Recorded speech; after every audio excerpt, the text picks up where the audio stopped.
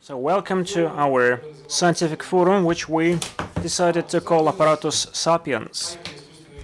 Will the artificial intelligence become a man, or AI becoming human? Some housekeeping remarks. Actually, in the course of this event, we'll take some pictures and we'll do the shooting. So some of the pictures and some of the clips would be recorded and published on the website. Those of you who do not want to be pictured should approach me during the break, or approach my colleague Anya Savostina, who's standing here, and tell that. So let me take advantage of that opportunity to introduce to you Anna Savostina. Let me introduce myself. My name is Mikhail Rusakov. I'm from the German House of Innovations. This is one of the organizations which is behind this event. This is the so-called platform which brings together the representatives of the German R&D institutes and academia and other organizations, and which have certain offices here in Russia. Altogether, we are brought together under the umbrella of an association and represent the German science in Russia. Let me also tell you that we are kind of a forum, a platform for the dialogue, for the discussion between German and Russian scientists in different areas of science, fields of science. One of our priorities is the artificial intelligence. This is the topic which we are focusing on this year, because the artificial intelligence this year, 2019, was pronounced the topic of the year. Clearly, the topic is very important both for Russia and for Germany and for each of us. That's why we decided to show to you not only the presentations on the technological issues, but also we'll be speaking about social and ethics issues pertinent to that.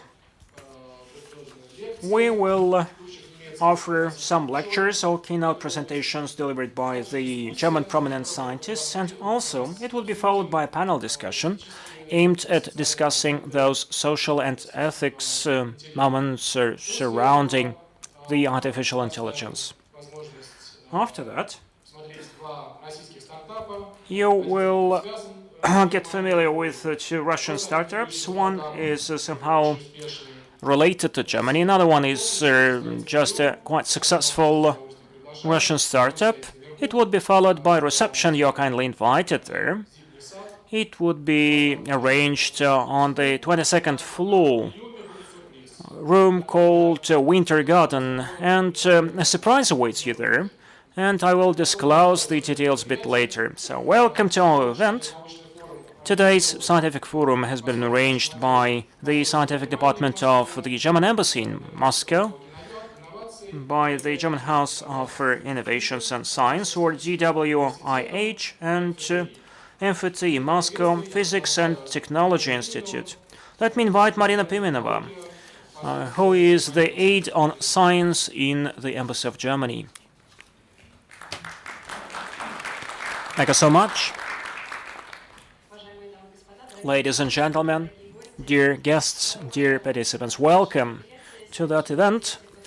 Today's event, dubbed Apparatus Sapiens, AI becoming human, now is held within the academic year for social and scientific partnerships between Russia and Germany. We have a website dedicated to that here, and we hope that it will become a very convenient platform and a lively one, designed for the exchange of opinions between Russia and Germany. Cooperation between Russia and Germany is long-standing and until now is evolving quite successful in different fields and areas. In the area of major R&D institutes and mega science, the same is true of the students' exchange. Moscow and Berlin will have some hallmark events. The prolongation of the founding document for our cooperation, the agreement on the scientific and technological cooperation, and we officially are launching the roadmap in the year of scientific cooperation, and that's great that our events coincided. I do think that this is a very good omen. I'm glad to see so numerous delegates to that event, the event which is held by the Science Department of the Embassy of Germany in Moscow, along with the DWIH. And I would like to thank separately our German colleagues, our German guests who specially arrived to Moscow to represent different areas of science, different R&D institutes. As my colleague Michael has already said, we'd like to make this discussion quite broad, quite comprehensive, highlighting not only the technological areas and aspects, but also some social and ethics aspects. Topic which is all-embracing and which actually is featured by multidisciplinary approach. And some keynote speeches will be made by our representative from Karlsruhe Technological Institute. And I would like to thank Hinrich Thoelken, Special Envoy on Digitalization from the Foreign Ministry of Germany. Mr. Thoelken, thank you so much for being with us. And I would like to thank the High School of Economics and Skolkovo, as well as the Moscow Physics and Technology Institute. And I hope that today you will have enough opportunities to discuss these issues formally and offline the conference during the reception. I wish you a very interesting dialogue. Thank you so much. Thank you so much, Marina. I would like to associate myself with the words of gratitude. I would like to stress one thing. This event is held within the framework of the Russian-German Year of Scientific Partnerships, which was launched last year. And that's great, as most of our events. This one is held together with our Russian partner. For that event, we have chosen as co-organizer the Moscow Physics and Technology Institute. Thank you so much for a very pleasant cooperation. Let me invite Mr. Kurkin from the Artificial Intelligence Department of that institute. You're most welcome. Ladies and gentlemen, dear colleagues, I'd like to welcome all of you at the Russian-German Forum dedicated to artificial intelligence. We really find ourselves at a unique position. We see how the artificial intelligence technologies are penetrating through our life. All things related to that technology, starting from publications of scientific papers, patenting, creating new products, investment flows, they're all based on the artificial intelligence, and they hit all-time records in terms of the pace of the development. Artificial intelligence is developing more rapidly than the nuclear programs which were launched last century. We can also state that the artificial intelligence lives within our smartphones. It helps us to address certain problems in healthcare. It is available in the streets, meaning that it actually traces us through the CCTVs. Very soon, I think it will replace us at the steering wheel of a car. What I would like to note out of the latest tendencies, this technology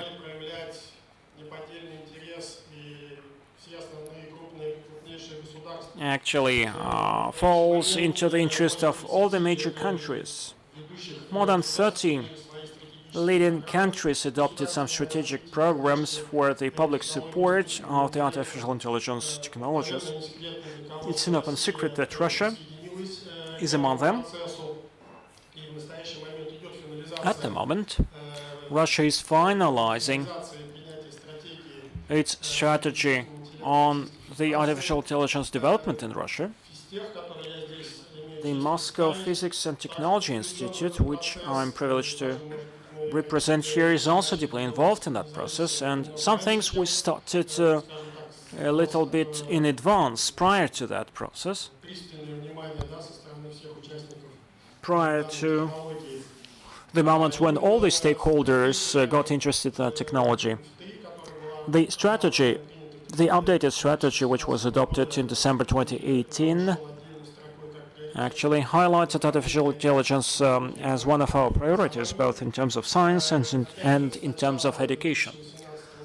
From early 2018, our institute set up the Center for Science and Technology of the Artificial Intelligence. This center was set up following the results of a tender arranged by the Technological Initiative Association, and we got a grant amounting to 600 million rubles, and this grant is scheduled for 2 years, and this amount would be increased. Based on that center, we already have 20 labs, which, with the support of grants, are spearheading 20 R&D projects on artificial intelligence. We have 5 infrastructural projects aimed at setting up a special computation center for the purposes of the artificial intelligence development. We have a number of specialized programs, arranging certain clubs for the school children, for the undergraduates. We also are working a lot in the area of the post-university optional education. A consortium of industrial partners has already been set up, and together with our institute, they are providing funds for the development of the artificial intelligence. And finally, to wrap it up, let me add that, getting back to the topic at hand, whether artificial intelligence is going to become human, let me say, this question should be followed with another question: what kind of a man will the artificial intelligence become? I do think that this question concerns lots of people who are behind the artificial intelligence technologies. Getting back to the interests shared by the nations, we may list such terms as priorities, digital race, on the one hand. On the other hand, we have a scientific community which looks at those things from the humanitarian point of view.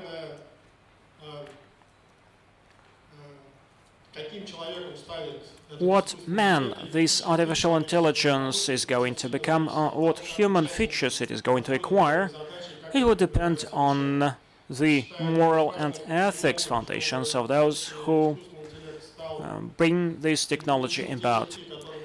If we want artificial intelligence to acquire the features which are beneficial to all the people, these should be the values of transparency, mutual advantageous preferences, and the forums like this one, so they contribute to raising public awareness, as they help people from different disciplines, from different areas of science, get together and communicate and discuss some non-technical problems pertinent to artificial intelligence, discussing more philosophical questions. In that respect, I do think that this is a very timely event, as it may help us develop the artificial intelligence in the much needed direction. I wish you interesting projects, good and successful ideas, and just all the very best. Thank you so much. Thank you, Gennady. And now we are proceeding with the scientific part of our event. And saying that, I'm passing the floor to our first keynote speaker, our special guest for today, our special representative for International Digitalization Policy and Digital Transformation, German Federal Foreign Office, Dr. Hinrich Thoelken. Most welcome. Good afternoon, ladies and gentlemen. It is a pleasure and an honor to be included in this august circle of experts on artificial intelligence. I want to thank the organizers, the German Center for Research and Innovation here in Moscow, and the German Embassy for this timely event. I have a difficult task. I might be the only person in this room who is not an expert on artificial intelligence, I don't know. But I have been invited to set the scene for this conference, so I will give it a good try. Let's see whether I succeed. Before turning into Germany's first digital ambassador, I was ambassador in Rome dealing with the United Nations there. This involved a good deal of multilateral negotiations. Such negotiations among more than 100 countries are incredibly complex and difficult. Delegations try to outwit each other with procedural tricks and paradox interventions by building alliances or just by being stubborn. Unclear language, bad acoustics, imprecise text proposals, interpretation errors, not today, but in conference situations, everything comes into the game and requires delegations and delegates to absorb data, compare text versions, identify traps, time their interventions, speak to allies and adversaries, and above all, defend their own interests while keeping the image of being a very good team player. Skilled negotiators are like professional poker players and chess players and marathon runners, unified in one person. Why am I telling you this story about my past job? Let me share a completely fictitious story with you. I would like to tell the story of Eve. Eve works for her country's mission to the United Nations. She is good at multilateral negotiations. Negotiations are for her one of the most rewarding activities, requiring complex skills and knowledge. Seen from a game theory angle, negotiations are examples of asymmetric games in which each party has different goals and evaluates the results from a different perspective. And this is exactly what Eve has been trained for. Eve is tasked with a particular difficult task to work on a text that looks into coming to a conclusion on a UN framework, United Nations framework for the application of artificial intelligence technologies as a foreign policy tool and within the United Nations. These negotiations have drawn on considerably, but there is time pressure, and the aim is to reach agreement on such a text in the ongoing session. So far, some countries have applied artificial intelligence in negotiations, but the legal implications have remained unclear and murky. Eve has powerful analytical skills. She's able to scan big piles of hard data contained in the lines of the text that are negotiated, including all the data, the dates, timelines, goals, technical specifications, and obligations. Eve has received input from her foreign office that sends instructions. This again took into account all the stakeholders' views, was communicating with non-governmental organizations, and so on. She has also been given instructions on where her country's red lines are. She skillfully dissects the individual clauses, reconciles the various proposals she got from colleagues in order to stay within the limits accepted by her regional country group. She does this in no time and detects and interprets patterns in text proposals submitted by other negotiating parties much faster than other delegations. Timing is always crucial. Some countries deliberately send the amendments very late, sometimes even in the middle of the night, to put more time pressure on other delegations. But Eve has no difficulties working through the night. She's very happy to do this and analyzes all the proposals and replies by countering meticulously to the many sophisticated suggestions made by the other delegations. She offers trade-offs. She hints at red lines of other delegations and comes up with a balanced compromise language, making sure her country's points are taken on board in the text.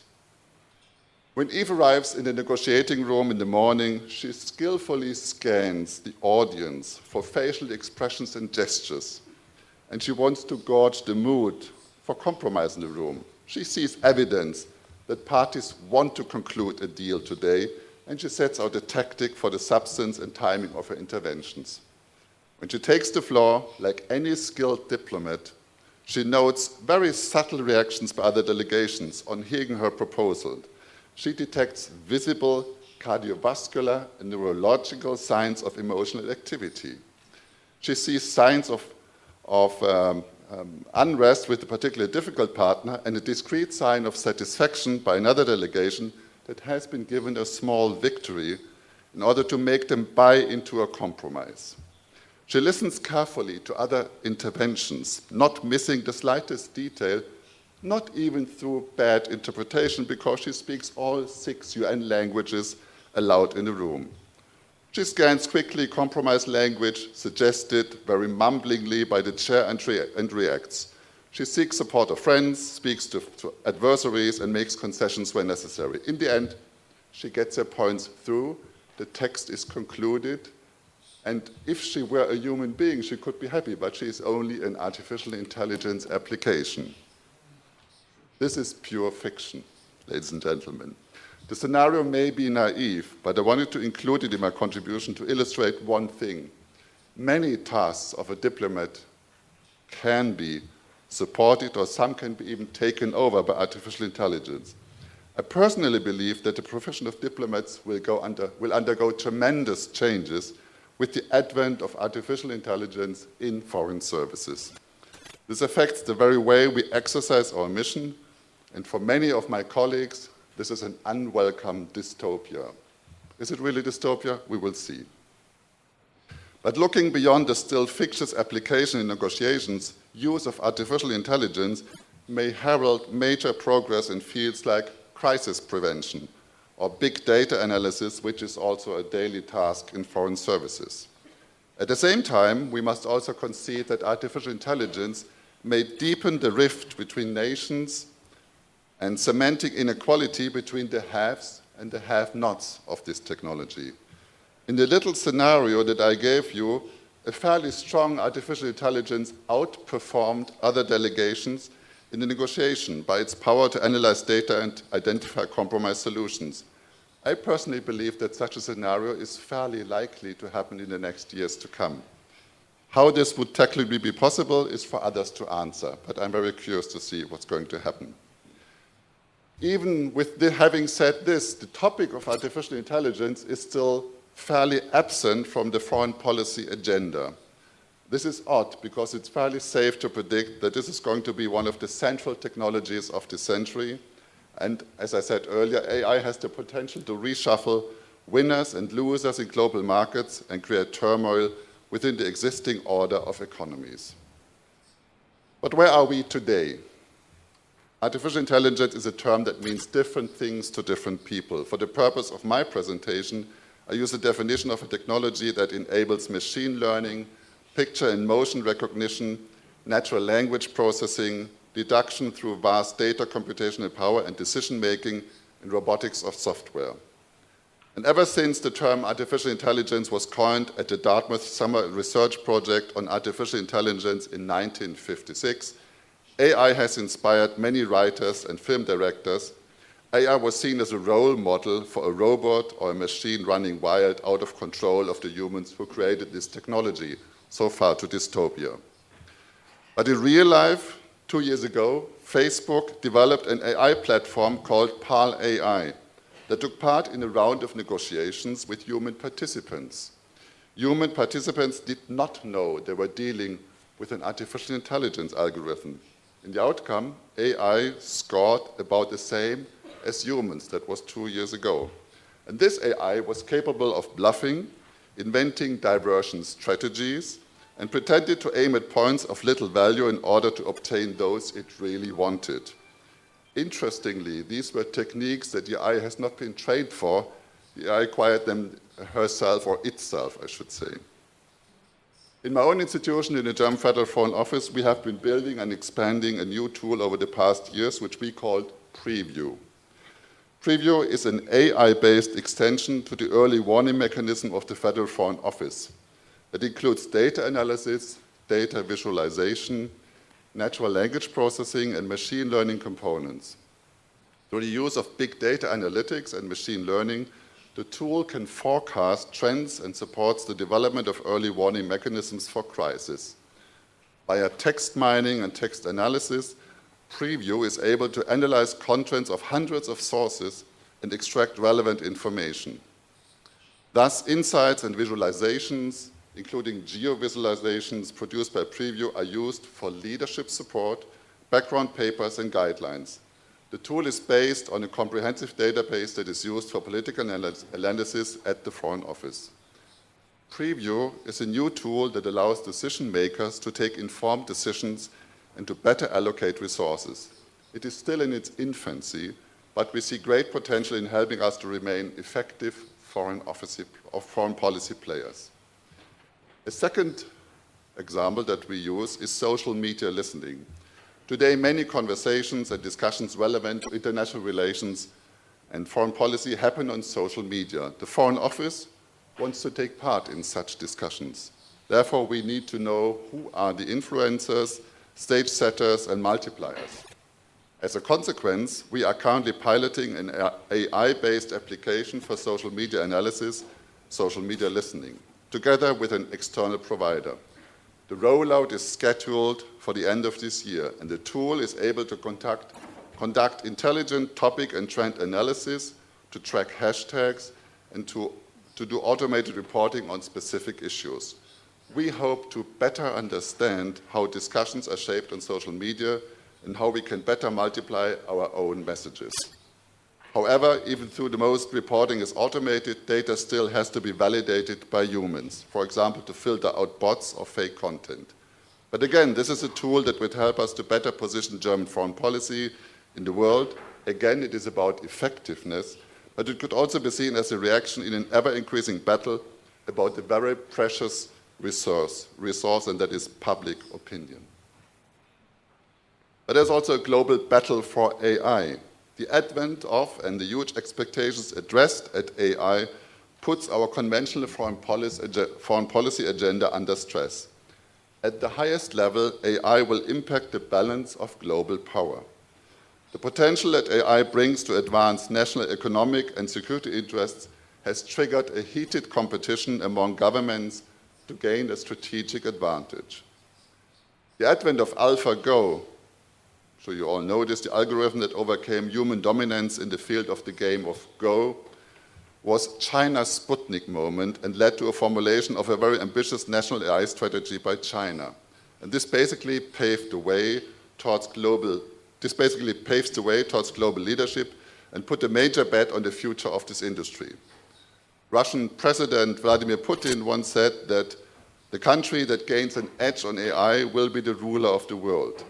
This also pays tribute to the huge geopolitical and geoeconomic repercussions of AI. Rarely has a technology created such a global race. As a consequence, we witness presently a rivalry between a US-dominated, market-driven approach on the one hand and a public authoritarian system in China. With China's goal to become global leader in AI, it is investing many billions to reach this goal. It is no coincidence that the most valuable AI startup company globally is the Chinese company SenseTime. It is valued about $6 billion and specializes in facial recognition software, one of the biggest customers being the Chinese government. Globally, the biggest investments in AI stem from the big tech companies in Silicon Valley and their Chinese equivalents. Their commitments largely exceed research investment, even in big economies. So what does this mean for diplomacy? Regulation of artificial intelligence, I think this is going to be one of the topics today, is certainly one of the key areas where countries and companies alike will want to exercise influence. There will be a competition between existing national and international fora and institutions and new initiatives, just as we could witness in the field of internet governance. But other than in the case of internet governance, there is no clear dominance of one player in these competing regulatory approaches. The current work of OECD, which received a buy-in by G20 digital minister, is a promising approach. But it is anything but certain that this will prevail, and already do we see regulatory initiatives coming out, for example, of China. Foreign policy needs to address this debate, develop expertise, and invest resources in order to shape this debate. There's even talk now to create a new body, the International Panel on Artificial Intelligence, IPAI, similar to the IPCC for climate science and the IPBES for biodiversity issues. This might seem a good idea, but establishing a new organization has become a very tedious process in these days. For me, the link between foreign policy and AI reaches beyond regulation. It is also about competitiveness and securing jobs and economic influence in the world. It is about a competition for the best brains. It is about challenges to the existing distribution of power in the world. And it is a highly sensitive issue when it comes to the dark side of the force, the so-called lethal autonomous weapons and other military applications. Once the stuff was science fiction, this is getting more and more real. And discussions about future killer robots, killing machines, and algorithms are difficult but really dearly needed. Increasingly, we also understand that the export of technology, especially in the field of AI, can be linked to an export of political systems and values. China's Belt and Road Initiative with the Digital Silk Road can also be seen as a way to export, for example, surveillance technology to control unruly populations.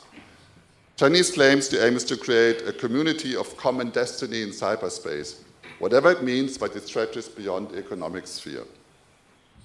And then finally, we should not ignore the risks that could be derived from abusive application of AI technology, ranging from terrorism, organized crime, to the infringement of privacy and human rights. And I think in this context, San Francisco's ban on the use of facial recognition software by public authorities is just one example of an attempt to prevent unwanted application of AI. Digital transformation and AI will play an ever-increasing role also in the global debate about implementing the Agenda 2030 and reaching the Sustainable Development Goals. Some see these technologies as part of the problem, given the rapidly increasing energy consumption and carbon footprint of, for example, blockchain. But more and more we discover that the very same technologies are also part of the solution. They can help us to manage our planet more sustainably and solve the big problems of poverty and hunger. Ladies and gentlemen, let me close by referring to President Macron, who last year suggested a new multilateralism in the digital world. I believe this is dearly needed.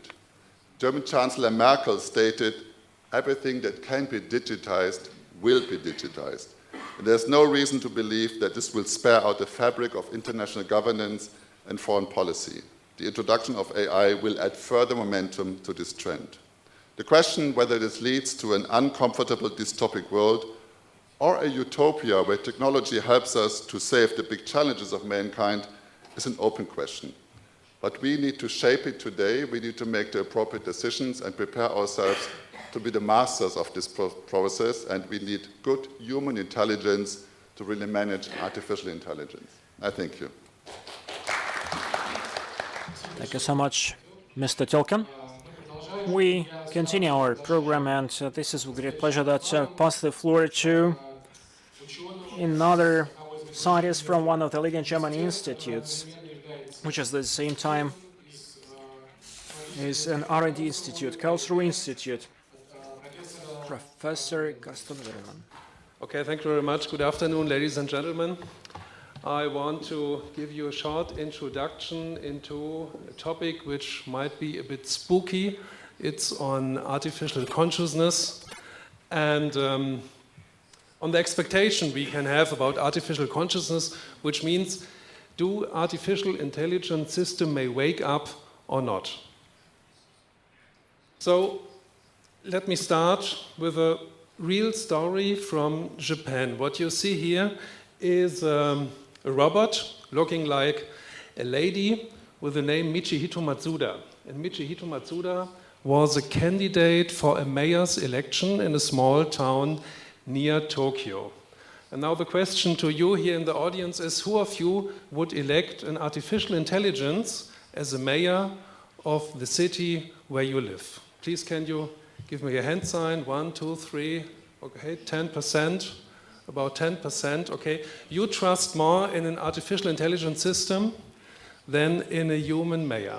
So, Michihito Matsuda got the third place in the election.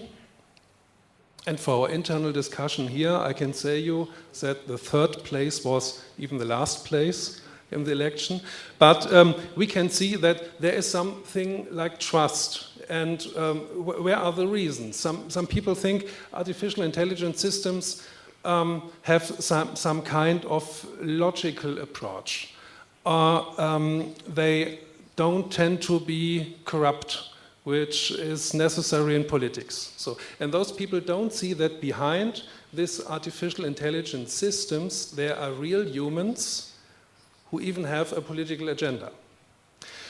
So example number 2, this is Sophia. I think some of you even have seen Sophia. Is she or it, if you want, she is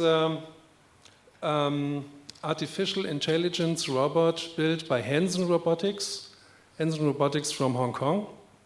And she is going around the world, talking with people and impressing the people. And as you can see here, they're standing Saudi Arabia. Perhaps the video works.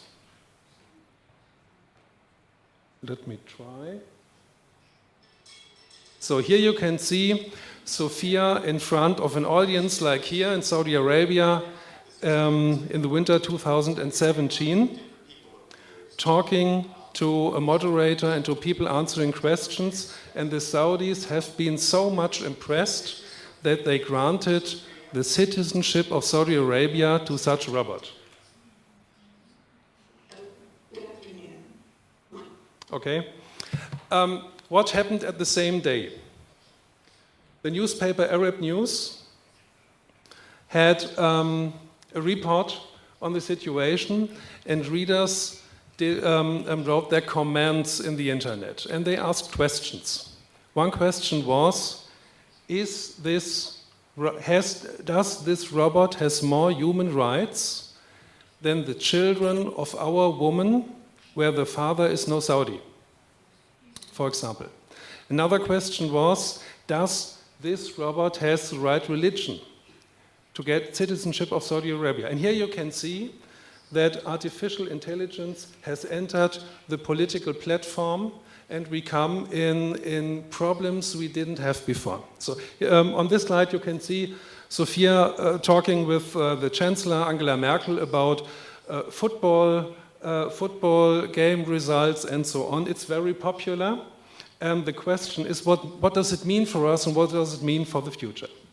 So what I'm talking about is not a new phenomenon, because for hundreds of thousands of years, people try to create their own creatures. And they want to bring them alive. You had automatic piano players in the 18th century, or automatic painting machines looking like humans, dressed like humans, and they always played the same piano music and always painted the same picture, but the people had been very impressed and thought something must be in there, something perhaps living is in there.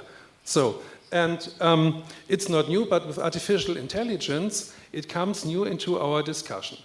And nearly every year in the science fiction, Mr. Thoelken talked about science fiction, every nearly year you have new candidates entering the stage. For example, here you have HAL 9000 from Odyssey in Space, and on the next big picture here it's bomb number 20 from the motion picture Dark Star. And it was a very special bomb in the 80s because it was able to think and to speak. And when it came out, as you can see here, it wasn't sure if it should explode or not. So it went back into his slot and came out and went back, and so on. At the end of the movie, it exploded. That's what happened in the fiction. So there are some other candidates from Star Wars, for example, or here Terminator. On this picture, the Terminator even looks like the German singer and songwriter Peter Maffay, but it's Arnold Schwarzenegger. So this is the fictional part, and when you go back to reality, to Sophia and Michihito Matsuda and to one colleague from Japan, he has built a digital twin of his own as a professor, and he put him in front of the students and let him hold a lecture. And he told in a statement that some of the students didn't realize the difference between him and the digital twin. I don't know if we should believe it, but artificial intelligence has entered the lecturing situations. So the question is from a position of technology assessment, from a position who wants to find out what comes to us in the future, so what is coming. And from approach with the Moore's law, you will see here is, I show you the cross. There will be one point where the computer power will have the same capacity like the power of all human brains together. It's an assumption from Moore, and the question is what happens then. And some say from this point on we have something like a super intelligence, and the super intelligence can everything, don't need any human assistance, and makes its own structures. When we divide the development stages of artificial intelligence in different steps, you have this pyramid. I think someone of you has ever seen it. We have the weak AI on the bottom. Weak AI is artificial intelligence we have around us. Then the next step would be strong AI, and on the top you have the super intelligence. And as an for better understanding, strong AI, which we do not have, would be able to take some conclusions from one part and transfer it to other parts. And what we have at the moment are imitations of this, but it's not real. So, what do people think? If you ask questions outside if you ask people outside the academic community and also inside the academic community, they think something like this: superintelligence will come and we are not longer required. So, and the following question is, what if they wake up? For example, one approach is that it was showed in another science fiction movie in the 80s. Something could happen which wakes the machines up. Here you see a robot in the left picture, and on the right picture you see the situation where there was a very bad weather outside, like here in Moscow today, and then a flashlight, a lightning went down, you know the film? It went down into the robot, and the robot fell down and everything was empty and over. And then some people came and restarted the machine and it woke up. And from this point on, this robot was not the same robot than before. Suddenly it had feelings. It wanted to become friends. And it was in fear, it or he, if you want, was in fear of deconstruction, of dismantling. So, and now the question is, if you want to go deeper into consciousness, what is consciousness? And if you ask people from scientific disciplines, you get very different answers. Some say we have some kind of thinking machines in our brains. Others say it's not the brain, it's just the information.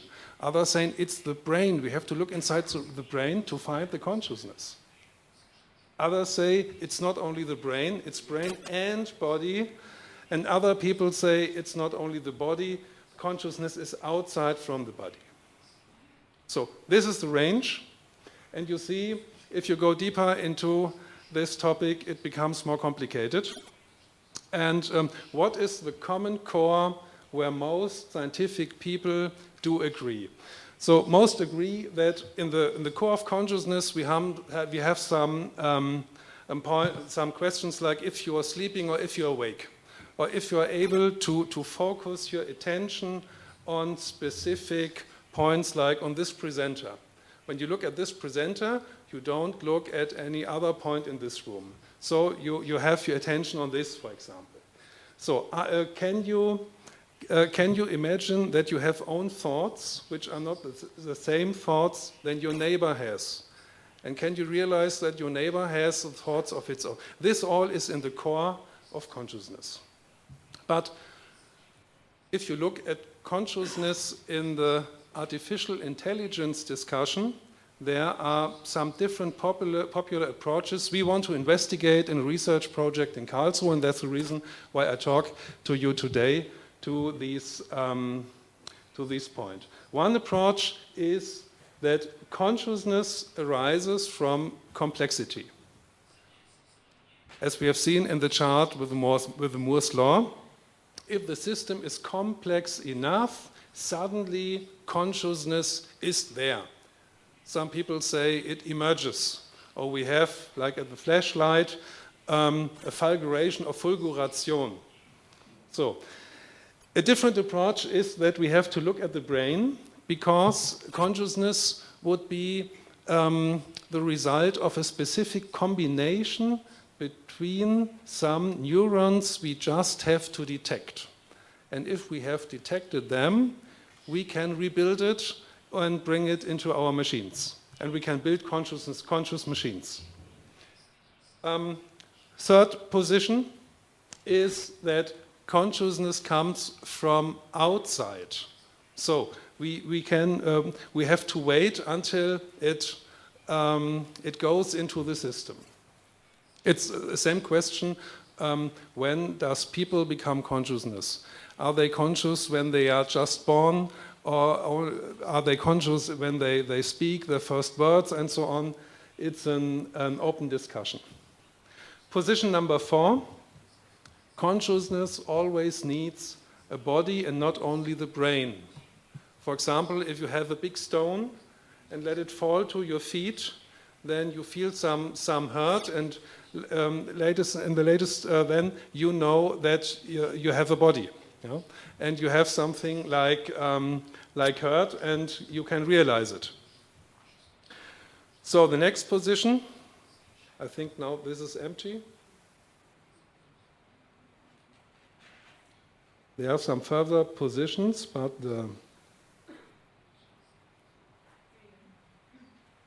okay. So the next position is forget the brain and forget the body. We just need the information which is in a secret way inside us, perhaps inside the brain. But the brain itself only is some kind of jelly or marmalade. We don't need it. The consciousness is a combination, an integrated combination of information. So in the last popular position, we investigate, there are some more, but the last for today is that consciousness was always there, going from galaxy to galaxy in space and waiting until civilizations detect and develop techniques. And when they have reached a certain stage, the consciousness goes into these systems and hides from the civilization. This is not a scientific approach, but it's an approach with a lot of followers. And that is the reason why we investigate it too. So, all what I told you has a social dimension, because people talk about artificial consciousness, if they have their Alexa at home, for example. And even this is not a new phenomenon. Many people have cars with names. Who of you has a car with a name? Nobody? One? Okay, but you're not from Germany? So in the US, you always give... All your cars have names. Okay, but they are not consciousness. Conscious, we don't know. We don't know. Okay, perhaps. So, yeah. People react on that, and many people expect that AI consciousness will come in the future, and they adapt their behavior to the things they heard, to narratives, to stories, and so on. And this is the real social problem. Even if never conscious AI systems would come, it's possible that people behave in a way as if AI systems would be conscious. This is the problem. So, and this is the focus point of our 2-year project in Karlsruhe, which has the title Clarification of Suspicion of Consciousness in Artificial Intelligence. And if you want, you can follow us on Twitter. And about in 4 or 5 weeks, we will have a new website. And I want to give you an overview on the research questions we try to work out. For example, we want to find out which groups are talking about artificial consciousness, how they are organized and how they are structured. How do they construct their argumentations? Who are their followers? So, we have found out that there are different discussion arenas where people are not in contact to each other. The question is, where are the gaps and what can we do to bring people in contact to each other to talk about their common topics, but they don't know from each other. So, what effects does the language has for the behavior of the people and the narratives? How can we build bridges between different kinds of understanding?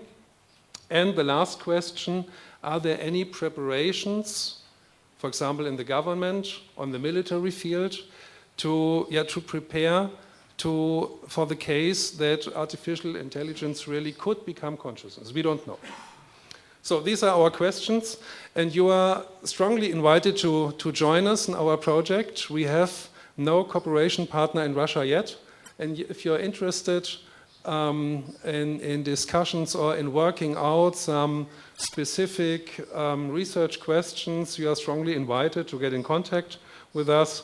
At last, an ethical statement. If we have any questions, you can ask a question straight away. And please introduce yourself. My name is Anatoly Ivanov. What I wanted to hear. What I wanted to hear, but I didn't hear from this from your lecture. You didn't mention about suffering. Is it possible to be consciousness and not suffer? Because it's, for me, the distinction between artificial intelligence and human being is the suffering. Some human can talk to artificial intelligence and can even don't recognize that it's artificial. But if somebody is not suffering, and for me there is no question of that machine eventually will defeat humans, because without humans. Do you make a difference between machines and humans, or no difference? Difference. Difference. And the difference means suffering. Yeah. Okay. And okay. To suffer, you need the human body. Mm. Okay. Otherwise, it will be rather simulation than real suffering. Do you agree? Okay. You mean that artificial intelligence systems can imitate consciousness or suffer? Yeah. Okay. Yes. This is one position we have also heard, and we collect it and bring it together with other positions. That's what I can say you today. But it's not enough for you. Perhaps we can talk in 1 year, and I can tell you what we also found out, and perhaps about other positions who could be reflected with each other. Okay, other questions? All the machines you presented here are Turing machines, and we know by a very simple theorem that these machines recognize if a word belongs to a language. And if we take the simplest language, which is made of an alphabet with one letter, and all the possible words with this letter, no Turing machine will ever be able to recognize such a language. So I would like to know what you call intelligence and how consciousness is related to intelligence. Okay. The last question. What was your last question? Sorry, what is intelligence for you, given what I said, and how consciousness is related to intelligence? Okay. Respecting to the Turing machine, I follow you, and this position is clear from my point of view. But there are other approaches who say that consciousness is not strongly bound on the machine. For example, consciousness comes from outside. There are people in the medicine who say, for 4 weeks ago, I have talked to a doctor in the field of radiology. And we looked at a screen where you could see a brain. And I asked him, so where is the consciousness in this brain? So, and the first time he said, here or he, we don't know. So, and then after a while he said, yes, but this is only what we think today. It could be that the consciousness is outside, and then we can't find it in the brain. And this is one position, that the consciousness could be outside the Turing machine. So, and for our research project, it's not important what our position is. In the actual stage, we try to find and to pick up the different positions and then to bring them together. And I'm sure in 1 year we can tell you more, and perhaps you are interested to keep contact to us. Okay. Wendland, thank you very much. Now I'd like to invite Russian scientists from the Research Institute of the Higher School of Economics, who holds a doctorate degree, Andrey Ustyuzhanin. Good afternoon. Thank you for the invitation. I know that not everyone is an expert in AI. It's always a challenge for me to share with you what I'm doing, to share with you some specialized knowledge. Now I've tried to do that. Let's see whether it works out. Okay. Does the clicker work, or shall I ask you to move the slides for me?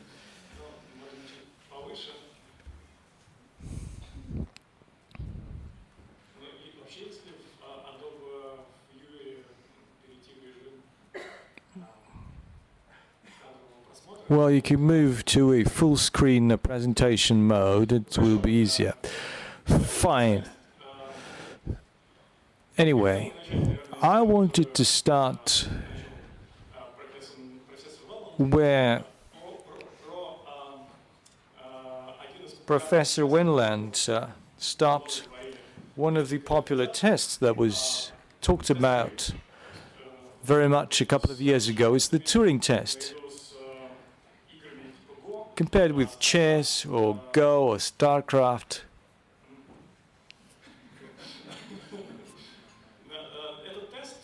this test, the Turing test, was one of the barriers. It was a benchmark. No one could pass this test. So it was a test for a human to distinguish whether it's a machine or a person he's interacting with. And until 2014, it was impossible to program such a chatbot, such a software. But in 2014, finally, that was made possible, and a team of software developers did that. And so they made a code and fooled the jury. The jury wasn't able to distinguish between a man and a machine in 5 minutes. So what's the next benchmark? What's the next test that could endure in the face of the onslaughts of OpenAI, Yandex, DeepMind, and other teams. Now, why is it an interesting question? You might ask. Actually, if we try to respond to that question, then we would be able to better understand what's in our brain and what needs to be added to the code in any software. One of the areas is the so-called explainable AI.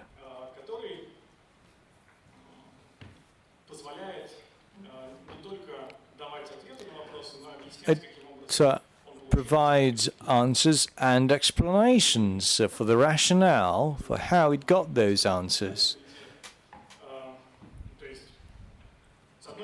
Why explainability? On the one hand, it's the Turing test, and it adds that restriction, and it would be much more complicated. We would have demanded from a chatbot not just the answers to certain questions, but also some remarks and explanations. Okay, how did you get at that answer? If it's a machine that has learned through statistical data, providing explanations would be a challenge for the machine. It's hard for it to say where it got a particular trend.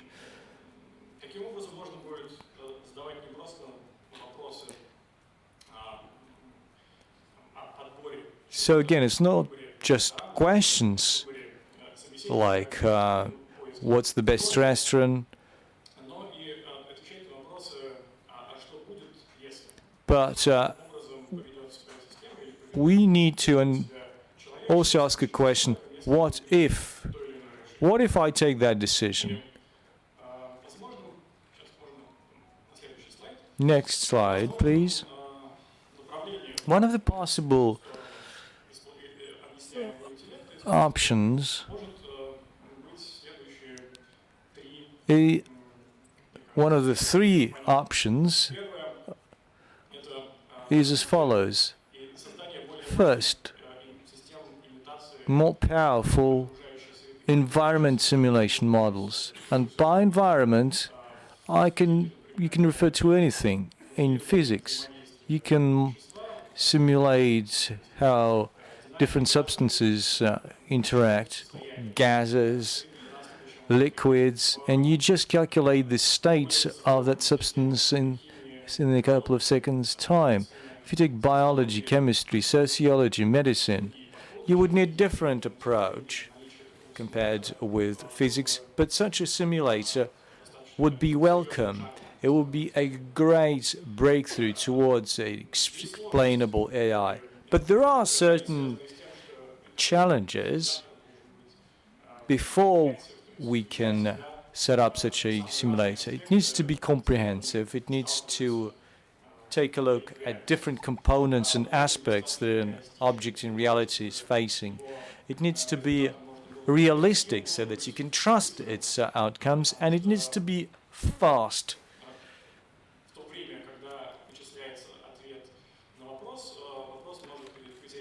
Because by the time you get an answer, the question might become irrelevant. So you need to be fast so that the answer is still relevant. Now, the second option is digital twins, digital copies, clones. We need to develop a methods of integration. If we talk about a human-level AI, we need to establish a system of how data, knowledge, and experience is represented. It is an important aspect of how we can objectively preserve consciousness, of how we can copy, paste a particular consciousness to certain objects, to certain clones or individuals or robots.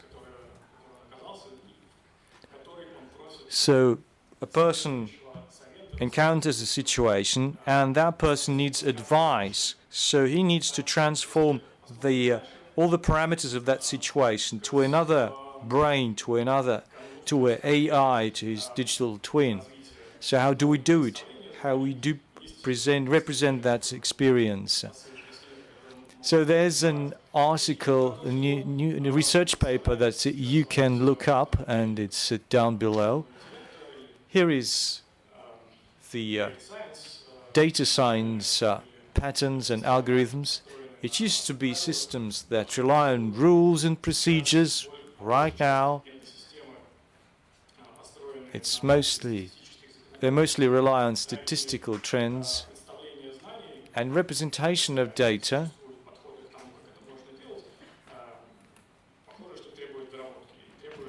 And these algorithms require improvement, further development. They need to be rethought and reinvented so that they could include both subjective and objective templates. Talking of more advanced simulator systems, environment simulator systems, or reality simulator systems, next slide please, they need to be fast. They need to be comprehensive and realistic, as I said. They're used in many areas. Right, you learned the trick. Good. Physics. That's an area where we work with most of the time. I mean, my group, we work with the Hadron Collider, with the CERN laboratory in Europe. So 80% of all the computations are done by simulations. They simulate collision by particles, and then they look at how detectors will work with the signals. So if you take engineering, you have liquids and gases, calculations of different collisions of different substances, but not all areas of our experience are covered by simulators. So there's a lot of potential for the use of simulators. So why do we do these simulators? We need answers on what's happening to a particular object. And digital twins could be of real help. This is just a very hyped up concept. There are many other concepts, but I use digital twins most often. They can generate answers to a particular impact, and they know what's happening to this particular object in reality. It's a sort of a generative model. When we say generative model, we can rely on technologies that are used by data science. Neuromorph structures like GAN or variety of autoencoders can be used to resolve similar tasks. Now I want to move to more down-to-earth, hands-on examples.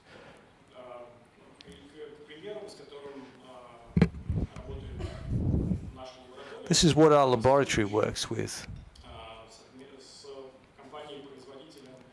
We have teamed up with data storage systems, a company called Yadro. So we have a joint project, the St. Petersburg Polytechnical University, Higher School of Economics, and Yadro. So there's a lot of redundancy there, and that's for a purpose. We use unconventional, unorthodox solutions We need it needs to be fail-free.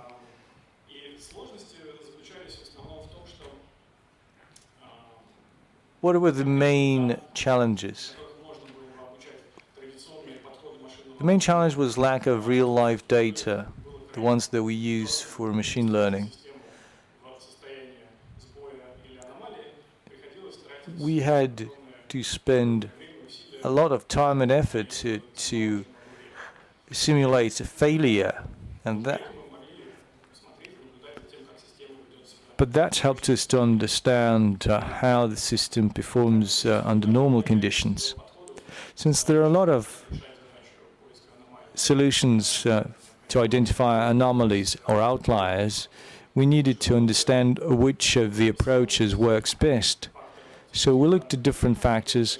We had lack of real-life data, no universal approach, and we decided, why don't we create our own simulator?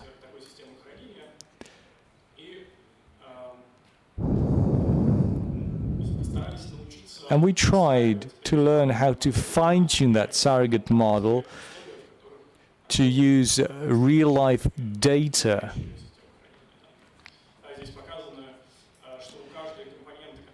Each component that was part of our simulator has their own parameters, like effective throughput, effective performance. That's an internal parameter that we can influence. And there are also parameters like input, processor load, memory parameters. And these are observed parameters. And we can compare the parameters in the simulator, and we can look at the parameters at the real-life computer, real-life server, and then we can see, okay, that simulator performs in a real-life way. There's so many algorithms in terms of data protection, data maintenance, like caching and others. We tried to make sure that our simulator reflects all of that. And we added another component, it's called deep control. It's based on neural networks. It adapts effective parameters based on the load and the current state of the system. And we used augmented learning. We fine-tuned that algorithm so that this pair, controller, deep controller plus simulator, could be trusted just like a real system. So that's the vision that we have. These are some preliminary results. This represents the way. This represents the change between the real and the modeled system. Gray means that they are quite far apart, the gray color, and that takes place over time. That's a vertical axis. But the more time the system spends learning, the more similar its behavior looks to the behavior of a real object.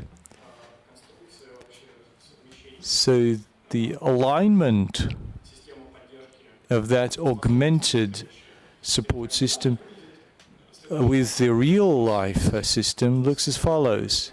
To the left, we have this data storage system that is used to log behavior. We process the data. We fine-tune the simulator, and I mean its parameters, and then we get information from the real-life server, and we do it using universal machine learning techniques. So it's a more difficult configuration that combines several algorithms of machine learning. So what's next?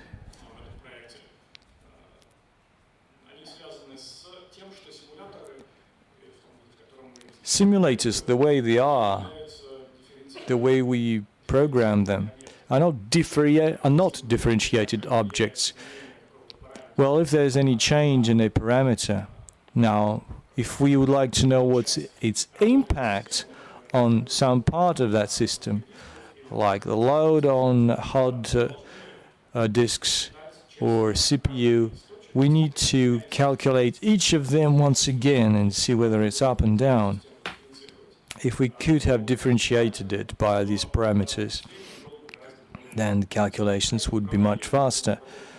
So this is where we are heading. We want to create surrogate models that would speed up calculations. I'm sorry for changing gears really fast. We now move to a different project, but it is similar. Quantum qubit control and a simple one qubit computer. We want to move qubit from one known location to the endpoint. So we have two modes of a system that learns how to control qubit. In the first case, it's marked yellow. That's when we didn't know how to differentiate. It was really slow in terms of learning. It wasn't good. But here's the blue one. That's a situation when we learned how to differentiate. Quality went up drastically. And this is another project that proves the point that ordinary simulators that want to deal with the differentiated equations, they can create similar objects, similar pictures, but they might work faster by 1,000 times. Now, from examples from use cases, I move on back to the abstract level. How could an expert system look like? An expert system that can explain it to you. Not just an algorithm that knows some statistical patterns, but an algorithm that can analyze your request, understand what kind of experience it fits into, what is the state of the interlocutor or the object, and then use the simulator or maybe a surrogate model of that simulator to model the situation and try to respond to that question: what happens if I propose that?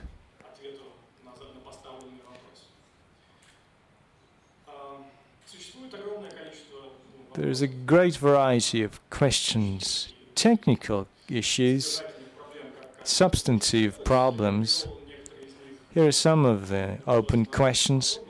Don't want to focus too much on them, but when we mix the data from the simulator and the data from a real-life system in our sample, I mean, how can we really trust this algorithm? Do we need to use any particular restrictions or any architecture to adapt real-life data to the simulated data? Now, summing up, using simulators in the application to explainable tasks is the the right way forward. That's where our laboratory is moving. Almost all of our staff, about 20 to 30 people, that's what we're doing. If you have any questions, if you want to know more, if you want to cooperate with us, we are ready. We can do joint research with you. Thank you. Thank you so much. Any questions? You said that first you had this rules-based approach, which translated into statistical approach. If we take a human brain, how it recognizes speech, for instance, or how it speaks, how it creates speech, how it makes stresses in its statements, and if we look at the modern dialogue systems, will you agree that they do not work very well? Not very well at all. For instance, we make statistics more and more complex. We come up with new different models and simulations. Is there any mathematical equation which may, or any assumption which may tell us if we make it more and more sophisticated, more and more complicated, then it will not result in anything? Because I do think that human brains operate some data, just formulas, and that's it. Can we come up with the rules? So your question is about whether we can derive certain rules from the enormous statistics or not. Well, actually, we'll have these endless statistics in an endless time. The problem which those who create the algorithms run into is the shortage of data. Data is not enough in order to cover the whole multitude or panoply of experience, which could help us to derive certain rational, certain rules. Starting from from the 17th century, we used the gravity rules, and actually it helped us to understand how the objects are falling from the Earth onto the from the sky into the Earth, or go around certain space bodies. But nowadays it is not enough. So formulas are not enough, and we cannot circumvent statistics. So my message was that we can use simulators, and we can use certain rationale, and therefore we'd make a shortcut, getting the statistics only about what actually can affect decision making and what is going on. Robert Thoelken, I'm an investor from Canada. You mentioned that machine learning uses statistics, and as far as I understand it, machine learning, this is about a regression analysis, where we may use neural networks. But anyway, this is all based on the statistics, which in essence is of an observational nature or descriptive. And I remember I graduated from the Moscow Institute of Physics and Technology, and we were told that correlation is not causation. Judy Pearl,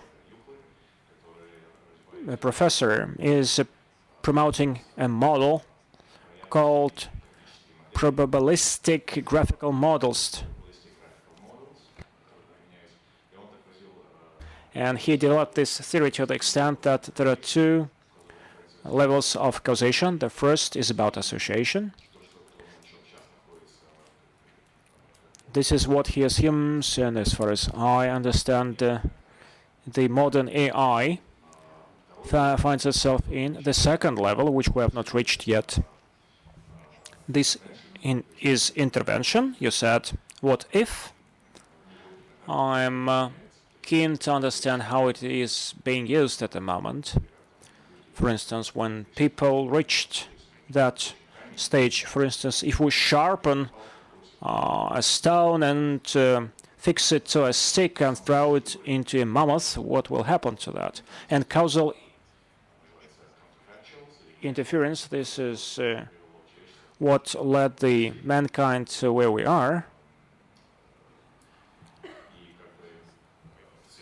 Following his model, in order to answer the question of a lower level, you have to get some information from the higher level. So this is a paradoxical circle. I wonder, you have shown to us such interesting models, explanation, raw data being processed, but I didn't see anything.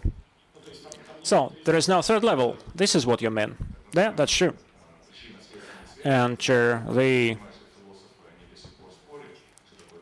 what is the root cause? What is the consequence? Well, this is what we actually are thinking about, and we are looking for a causation. Yes, thank you so much. What I spoke about, on the one hand, this is a kind of direction in which we can think, so this is certainly not an ample answer. But at the same time, we are looking for abnormal situations and the ability to answer the second level questions, so this data is enough. Or probably we do not know how to do that well. Causal influence, this is a big and very important area in which many people make progress too, but we are somehow promoting that not from the standpoint of philosophy, but we try to draw some practical cases. Thank you so much. Thank you so much. And I'd like to take advantage to thank you for a warm reception at your faculty today. And we have another very interesting keynote presentation before the coffee break. I invite Dr. Ivana Kruijff-Korbayova from German Research Center for Artificial Intelligence, DFKI. We'll see soon. Which one do I press to make it? Yeah, okay. Thank you. So before I start, let me first of all thank the organizers for inviting me and giving me this wonderful opportunity to talk to you about the work that we do at our institute. Now, is AI becoming human? I don't know. I don't know the answer.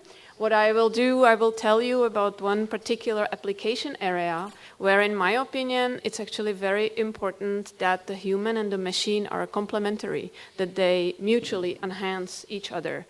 So there is absolutely no question of replacing, but rather working together. And that's the area of human-assisted disaster robotics, or human-assisted disaster response. And now we see, yeah, okay. So here is a brief outline of what I will be talking about. So just in case you're lacking on coffee and fall asleep, this is what you'll hear from me. First of all, I'll do some motivation and show that the robots can actually improve disaster response. In order to do that, and in order to do that as robots are becoming more autonomous, they will need mission knowledge. I will explain what I mean by that later. But what I will be telling you is that in order to obtain mission knowledge and make it available to the robots, we are processing the human communication among the first responders and extracting mission knowledge from it and making small steps in that direction. And once we have this mission knowledge extracted from the human communication, we are actually seeing that we can already now use it for various other purposes to support the humans in carrying out their disaster missions. So this is in a nutshell what I'll be showing you. So let's get on with this. So disaster response, why use robots? Well, disaster response situations are very dangerous ones. Information is often lacking or is very partial and is uncertain. And robots have the potential to, it always reacts only after some time. Robots have the potential to contribute positively to disaster response on various levels. First of all, if we have robots and don't have to send humans into certain very dangerous situations, such as unstable constructions or very toxic environments, then we are increasing human safety. And that is actually kind of the first thing that one wants to achieve.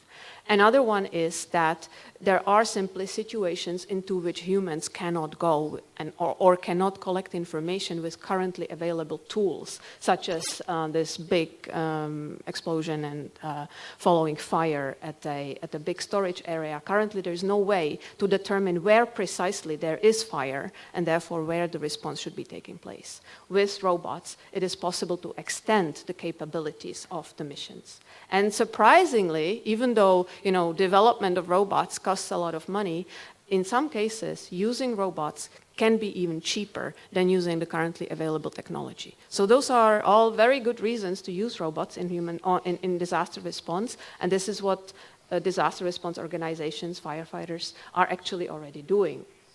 We have worked in a number of actually European projects very closely together with several disaster response organizations, firefighter organizations in different European countries, and have tested the use of robots in various situations. And we have particularly looked into how robots are incorporated into the human response teams. So using actually multiple robots, ground robots, and also drones. Obviously, those need to be operated. Currently, most of the actual deployments are fully teleoperated. But of course, roboticists are working towards decreasing autonomy, providing at least some partially autonomous assistance or towards full autonomy for various reasons. Another thing is when robots are incorporated in these teams, it's not only the operation of how the operator is controlling the robot, but these tiny human-robot teams need to be embedded within the overall disaster response structures. So there is a lot of communication going on above the level of this micro robot operator team, and all their information is being shared in various forms and to various degrees, and there is a lot of potential there. So I started saying that we have worked with using robots in various situations, and here I have just quickly some pictures of the different kinds of scenarios. So the first one was a tunnel accident. Then we had like an incident happening at a big freight train yard where dangerous stuff is being transported. We actually had a real deployment in Italy, two real deployments in Italy in 2012 and in 2016, where we were working together with the Italian fire brigade after two major earthquakes. Additional experiments we done in various industrial environments, and those are the pictures there. Those are very dynamic environments, smoke, fire, etc. can be appearing. So I'm showing this just for illustration of the kind of situations that these things are happening in, or that we have been looking at the use of robots, and using robots for various tasks, most of which have to do with actually gathering information, so reconnaissance, creating situation awareness. I have the list there. It starts with making an initial overview of the situation. It goes down to creating 3D models of partially destroyed buildings so that the fire brigade can plan shoring operations or various other tasks. In all these tasks, as I was saying before, currently there is a lot of teleoperation going on, but as the desired, as I said, the desire is to increase step by step the autonomy of the robots for various reasons. For one thing, teleoperating the robots is very, very cognitively demanding. It's a tough task. Another reason is not everywhere in those kind of situations that we were looking at, you have a good you have good communication, you have a good connection to the robot, and therefore the more autonomous the robot is, the better able it is to operate on its own without an instant connection to the operators. However, as the autonomy is increasing, in order to behave appropriately, in order to do the things that the human responders are expecting the robot to do, it needs to know what's going on in the mission. If you have ever helped anybody in the kitchen making a meal, and you would not know which meal you are making, then it might be that you don't know. If they tell you cut the onions, what do they not want? Do they want them very fine, or do they want them in thin rings, or do they want them in just quarters? If you know what meal you're making, and you have some background knowledge, you know how to cut the onions. If you don't know that, then you need much more detailed instructions to do that. And if you have ever supervised a small child cutting an onion for the first time, then you probably held their hand as they were drawing the knife, right? So that's what I'm kind of talking about. In order to be able to use the robots at a higher level of autonomy, they need to know what's going on in the mission. At the moment, that's absolutely not the case. So where do we get the mission knowledge from? Can we pre-program it? Can we script the missions? No, we cannot, because every mission is different. These are very dynamic situations. So missions do not follow a script. So what do we do? Well, the approach that we are following is that we are looking at the human communication within the mission. And here is an example of a tiny little extract from a mission. There is the German and the English text. And if we manage to get it working, then we can play a little sample of that. That starts at 12:53. Let's see whether it works. Yeah, if you just click there at 12:53, exactly, and now play the play. Now press the play button, yeah. Okay? Schnelligkeit zu schätzen. Gefühlte 10 bis 20 Meter.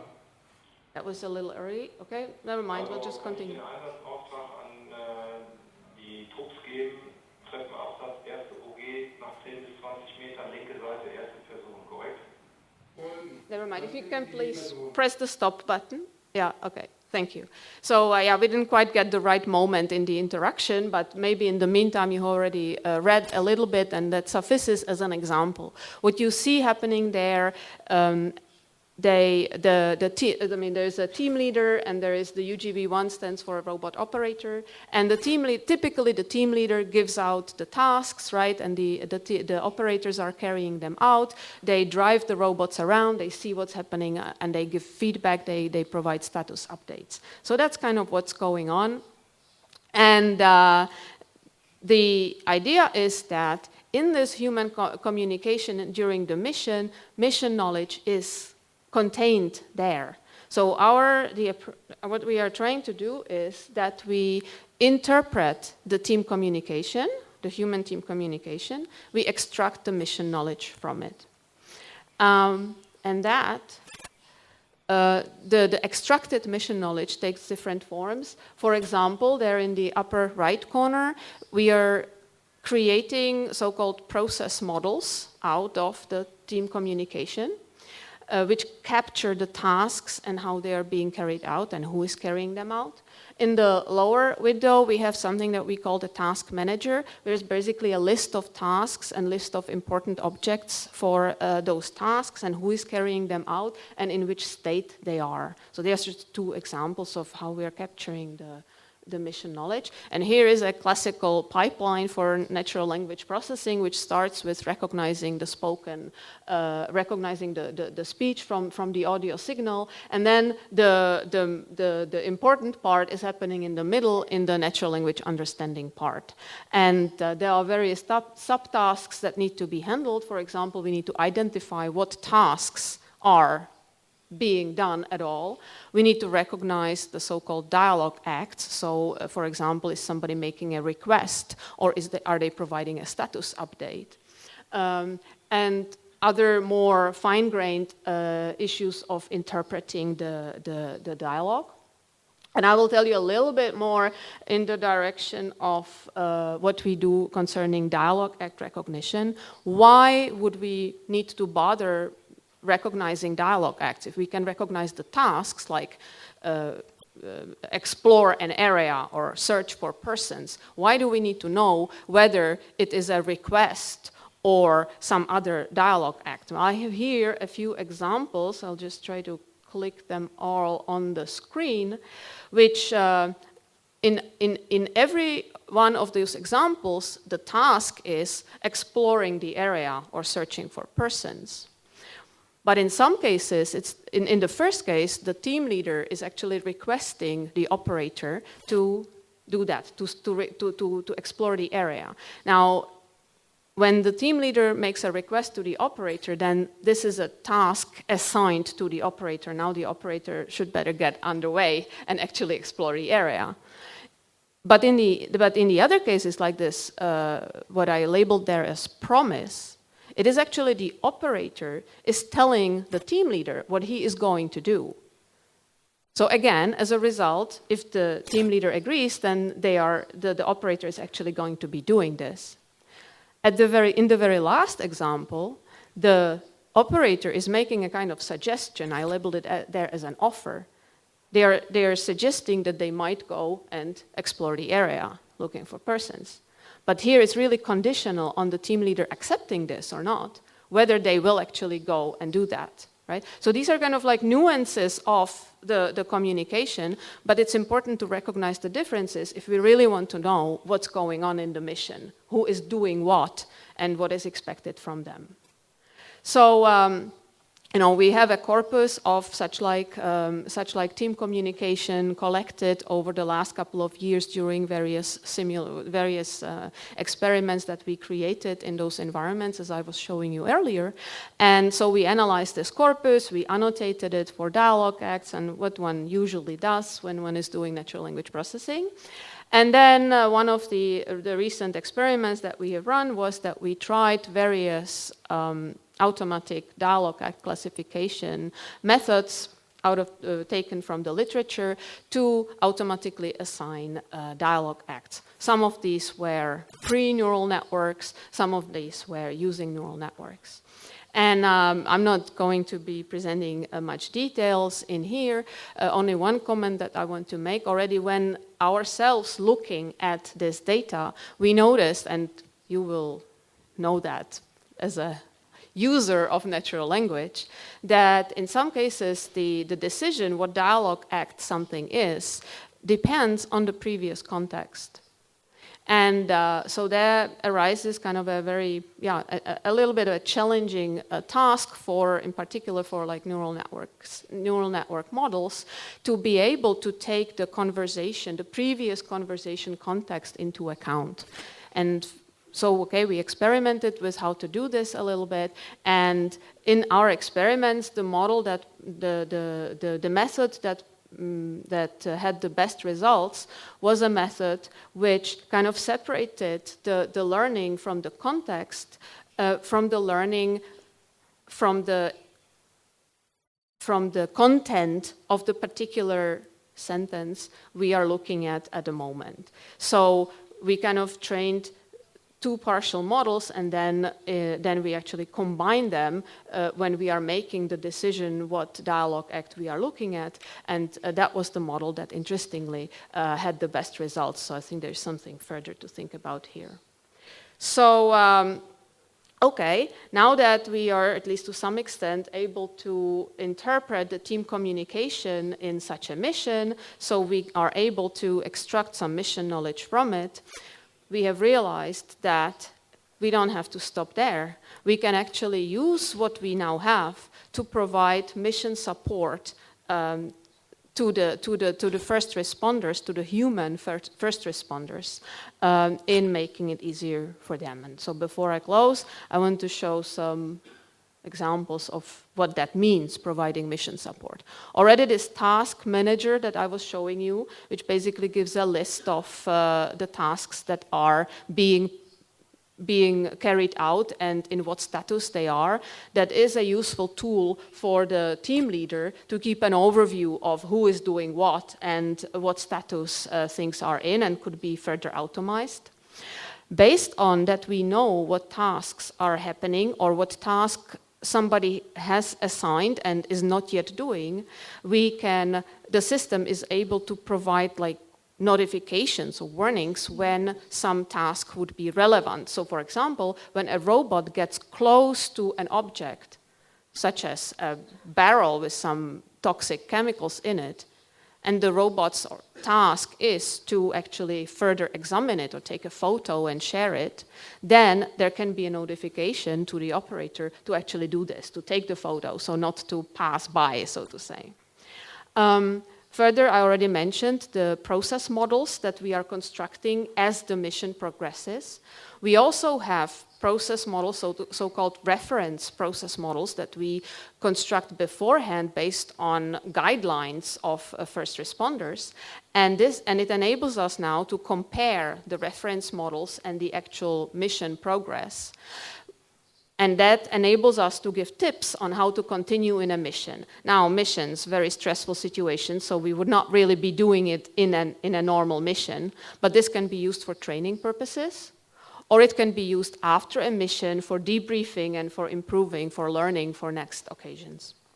And finally, as we are capturing the team communication and further interpreting it, we are automatically creating a full mission log. And as we are interpreting what the contents of the communication, we are able to further structure this mission log, and that is useful for documentation purposes. Every mission has to be documented, and every time they have to, the first responders have to produce a report after the mission. So we are able to actually support them in doing that. So with that, I am at the end of my talk. Here is just a little bit more detailed version of the slide that I showed you right away at the beginning. I hope that I have indeed showed you how robots can improve or are already improving disaster response. And by the way, if you have followed in April the big fire at the Notre Dame Cathedral in Paris, which was quite a disaster, robots were being used there by the French fire brigade, drones for an overview of the situation, and they also used a heavy ground robot to pull a fire hose and to spray water on burning rubble in the church. All of this was, of course, teleoperated. Okay, I told you a little bit about how we process the team communication in order to obtain mission knowledge from it and what we are doing with it. And this is, as an acknowledgement for our funding, the work that I was talking about happened in these projects, the two on the left, Nifty and Trader, were European projects that ended for some time, and currently we have a German-funded project going on that is building up a German Rettungsrobotik, rescue robotics center that puts together German competence in this area. So thank you very much for your attention, and if you have any questions. Thank you for an exciting presentation. What if there's a mistake in the data provided by the robot? Who will bear the responsibility? The way we have set it up is that when the robot recognizes that there is a task, it is still up to the human to confirm that this interpretation is correct. So the robot is not going to make any decision that has not been approved by the human. Еще один вопрос. One more question. Alexei Kulov, I'm from the Moscow Institute of Physics and Technology. The question is the following.